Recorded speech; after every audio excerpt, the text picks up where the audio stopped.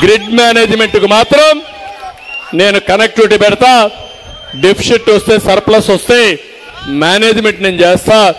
ఎప్పుడో టెక్నాలజీకి నాంది పలికిన వ్యక్తిని ఆ టెక్నాలజీ ఉపయోగించి కరెంటు ఛార్జీలు తగ్గించే బాధ్యత నాదని మరొకసారి మీ అందరికి హామీ ఇస్తున్నా.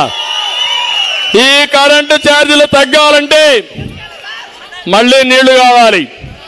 నీళ్లు కావాలంటే గోదావరి బనకచెర్ల 2 లింక్ కావాలి. అది చేసే శక్తి కూడా మనకే ఉంది తమ్ముళ్ళు, అది కూడా చేద్దాం. నేను వస్తున్నా. ఇవన్నీ ఒక ఎత్తు అయితే పులివెందల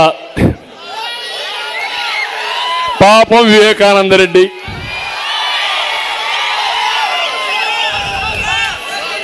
నేను రాజశేఖర్ రెడ్డితో 78లో ఎమ్మెల్యే అయ్యా. నేను కాంగ్రెస్ లో ఉంటే ఆయన కూడా మేమిద్దరం కలిసే తిరిగాం, దగ్గర తిరిగాం. అప్పటి నుంచి చూశాను, దూరంగా నుంచి కూడా చూశాను.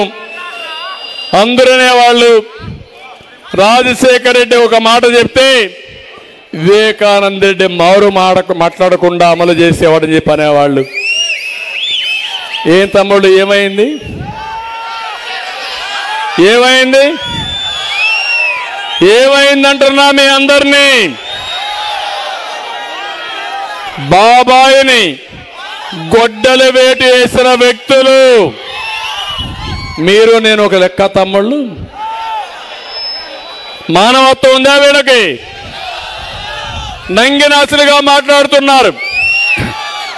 ఆ రోజు ఏమన్నారు?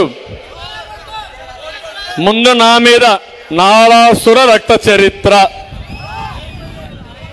నెక్స్ట్ డే కోర్టుకు వెళ్ళిపోయి ఈ కేసు గురించి ఎవరేం మాట్లాడకూడదు, తర్వాత సిబిఐ ఎంక్వైరీ కావాలి, తర్వాత ఏమి డ్రామాలు ఆడారు.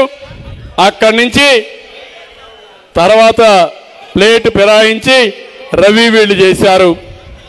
అది కూడా అయిపోయింది. కడానా అమ్మాయి కూతురు సునీత ఆడబిడ్డ పోరాడుతా ఉంది. పులివెందల పులి సునీత. ఏంటి ఆవిడ కోరిక? ఒకటే, నా తండ్రిని చంపారు. నా తండ్రిని చంపిన వ్యక్తి ఎవరైనా నిరూపించకపోతే నా తండ్రికి ఆత్మశాంతి కలగదు కాబట్టి బయట ప్రపంచానికి చెప్పాలని ఆ తల్లి వచ్చి ప్రాణాన్ని కూడా లెక్క పెట్టుకోకుండా పనిచేస్తా ఉందంటే ఈ పులివెందల నడిగడ్డలో మీతో మాట్లాడుతున్నా. నేను ఒక మనిషిగా ఆలోచిస్తున్నా, ఒక వ్యక్తిగా ఆలోచిస్తున్నా. న్యాయాన్ని న్యాయం అంటాను, అన్యాయాన్ని ఉంటే మొహమాటమే లేదు, గట్టిగా మాట్లాడతా. తిట్టినా పర్వాలే, బూతులు మాట్లాడినా పర్వాలే, నా మీద దాడి చేసినా లెక్క పెట్టుకోను. బాంబులకే భయపడ నేను భయపడతానా తమ్ముళ్ళు అని మిమ్మల్ని అడుగుతున్నా.